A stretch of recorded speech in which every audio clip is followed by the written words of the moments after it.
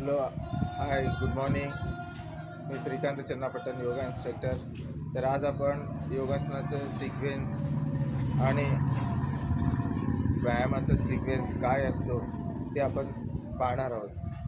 बरेच जण व्यायाम करताना कन्फ्युजनमध्ये असतात की पहिल्यांदा रनिंग करावे का योगा करावे, किंवा एक एक जण कसं जिम आणि योगा दोन एक्सरसाइज करायचं असतं, तर त्यांना पण कन्फ्यूज असतं की पहिला जिम करावे का योगा करावे.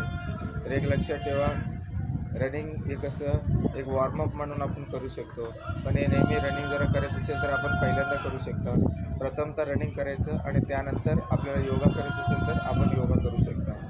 पण जर रनिंग झाल्यानंतर जर शरीराला जास्त थकवा येत असेल तर तिथे तुम्ही एक 10-15 मिनिट शवासन करू शकता आणि त्यानंतरच योगासनाला सुरू करा. आणि जर आपल्याला जरा योगा आणि जिम जरा करायचं असेल दोन्ही कंबाईनमध्ये, तर पहिल्यांदा आपण जिम करून घ्या आणि त्यानंतर योगासन करू शकता. ओके, असं जर केलं तर तुमच्या शरीराला चांगलं व्यवस्थितपणे मसललासुद्धा व्यवस्थित वर्कआउट होतो.